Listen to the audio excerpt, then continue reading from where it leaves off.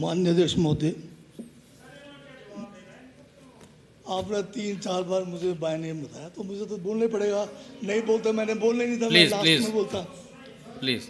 माननीय हमारे परमार जी जो है वरिष्ठ सदस्य भी हैं, इस माननीय विधानसभा के अध्यक्ष भी रहे हैं और ऊपर से मंत्री भी रहे हैं। अब इन्होंने जो है ब्लो कोल्ड ब्लो हॉट वाली बात की। आखिर में जो इन्होंने कहा कि इतना आपदा है और एक ही सांस में कह गई भी आपदा ये जो है क्यों घोषित किया है, तो इनके बातों में, इनके तर्क में अपने आप इन्होंने अपनी बात को काट दिया।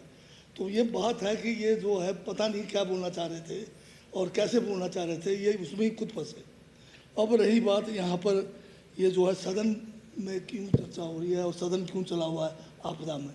2023 में इनको याद दिलाता हूँ, आपदा उस समय जो है परम उस पर था और ये बार बार जो है हल्ला कर रहे थे कि सदन बुलाओ, इस पर चर्चा होनी चाहिए। और जब सदन बुलाया गया 3 दिन चर्चा हुई, फिर जब हमने प्रस्ताव पारित किया केंद्र सरकार से मदद के लिए, ये निकल के बात चले गए। अभी बहुत कुछ इन्होंने यहाँ कहा, बहुत ठीक है, इनका कहने का अधिकार है, सब कुछ कहा, पर एक बात फिर नहीं कहा।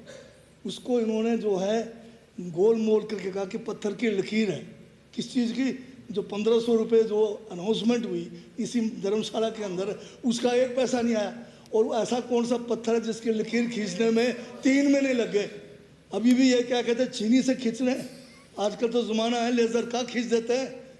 महापुरुष लोग हैं आपके तो ये जो है मतलब अपनी बात ही नहीं रख पाए।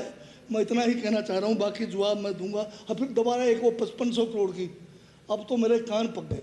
मैंने एक पैम्पलेट अपने विभाग का छाप के माननीय सभी सदस्यों को दिया हुआ है, जिसमें उस 5500 करोड़ जिसको ये कह रहे हैं उसका पूरा चिट्ठा दिया हुआ है।